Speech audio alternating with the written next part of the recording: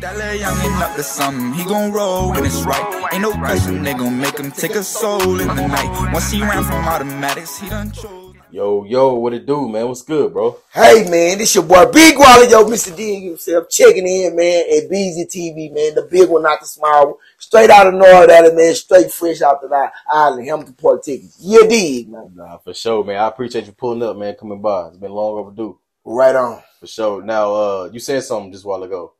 You from North Dallas? You Born called it right. You call it the island, though. Why do y'all call it the island? I mean, Hamilton Park, we got some big homies, man. It's just a little island by itself. We set out, Hamilton Park, where I'm from, historical neighborhood, is set off from North Dallas. Like, you know, Forest Lane, just a street. Right. Adelia, a street. Skillman, them just streets. We actually a neighborhood. Okay.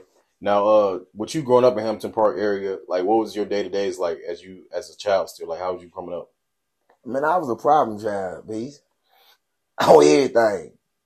I'm talking about it just, you know, when I have these conversations, I just think about all the stuff I did. Like, I ain't gonna say I gave my mama hell. You know what I'm saying? Because I had, at the time, me growing up, I had my stepdad, R.I.P. Dennis Amati. So then my old man from West Dallas. So, you know, I stayed in a bunch of shit with my Uncle Twin. Okay. And free him. He almost home, but I guess I wanted to be active. I played sports and all that, but I just wanted to be I was active in the streets, young. Sure. Want to get in the shit. So like around that time, you said your father lived in West Dallas. Were you going back and forth from West Dallas to North Dallas, or? From time to time, I would see my old man when he wasn't working and doing his thing. You know what I'm saying? He been a good old man to me, I can say. But, you know, kids go through shit. You know what I'm saying? You battle with your parents. Like me and my parents consider like homeboy and homegirl, but I respect my parents. I don't get out of line as a kid to be like, oh, I'm grown, you know. But, you know, we got a good relationship because they know what I've been through and come from. You know what I'm saying? I came from a good family. You know, my stepdad, you know, he was real hit. You know, he was an African. Yeah. So, you know, how it's different. So I got both sides, the street side, the book smart. You know how to go articulate with interviews and job, you know, trying to give me a job, being a productive black man. But I also knew the streets. I knew when it wasn't fast enough, I knew I could revert back to give me some money this way. So you had the best of both worlds, basically. To me, I feel like I did. Sure. I ain't gonna complain. So at what point did your stepfather come to play? Like, my stepfather came into play when I was probably maybe about 5 or 6. Okay. I mean, I grew up around him. Good man. You know what I'm saying? He was solid, work hard. You know what I'm saying? So I learned how to just, you know, be productive. Now, I wish I could have went to college and been the big brain like him.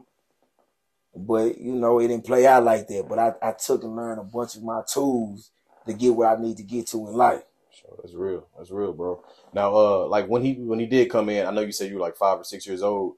Were there like any glaring disciplinary adjustments you had to make or any changes you like? Nah, he was just about the business. It's just what he didn't treat me different from he treated my siblings. You know what I'm saying? It was anything I needed. They had to be funny from time to time. I used to hype my little brother up to go ask him because it was his old man. But for the most part, now he was solid. And then at the time when he was deceased, when he passed away, I had just came home from doing a little time. And we didn't ever get to interact with each other. It was the phone call, what you need, the money there, whatever you need is there. So I didn't, you know, I took it was a little sad, but, you know, for the most part, he gave me what I need to get as a man. Sure. Salute to him. Sure, that's real, bro. Now, okay, so let's go back a little bit. You coming up Hamilton Park area, you playing sports growing up in school? Or yeah. What sports were you playing? Basketball. Okay, so you was hooping around that time. Yeah. How old were you when you started taking it serious, or when you was really playing organized? Okay, when I was taking ball serious through school, I think it was my problem, bro. Like,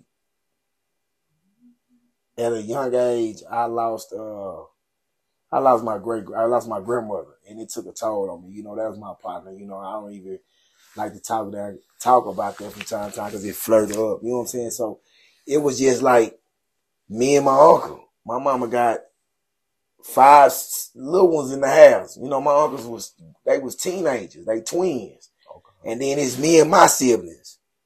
And it was a lot on my mama. You know, she kind of feel, but then my stepdad, he stood there as a man and got the shit done. Like, we weren't missing a beat. So it's my mama grinding and hustling. So it was like, I was playing ball, but then I think I revert back to the streets because I was attached to my uncle, and it was like I was getting this. He was still taking me while I go to sports and play sports, go to practice or whatever, because he was there. But then it got to the point, it's like, man, I can't deal with this nigga because I don't want him doing it, and I'm just like, I got to do it. Damn, so you can basically... I left my parents' house at 16, bro.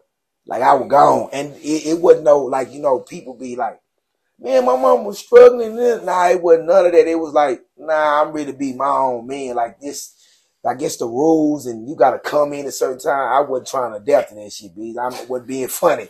Like, I knew I found my way. I was good.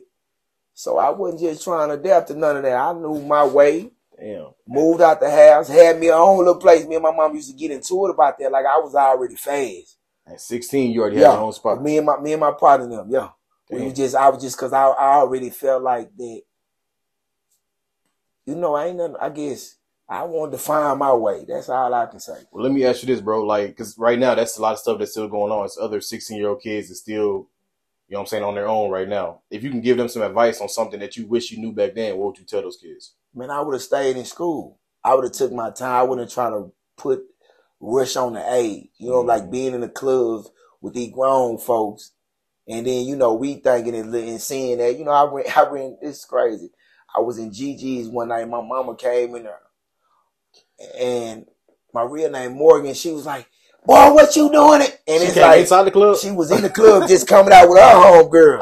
I'm in there thugging with my mama brother. Yo. She see me, I got to dip through the crowd and then when she finally came outside, I was out like, I ain't coming to no club no more. Watch y'all live my son here. Then my mom could be dramatic. Little short ass woman could be dramatic. Damn. So it was just like, it was crazy, but she knew at the end, like, I just want to make sure my baby's safe. He in these places with these grown people.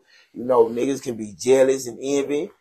And then I'm aiming at these grown women and they liking my little young ass. So it was like, hey, I'm already tied in. Shit. Up to something, he gon' roll when it's right. Ain't no question they gon' make him take a soul in the night. Once he ran from automatics, he done chose not to fight. We gon'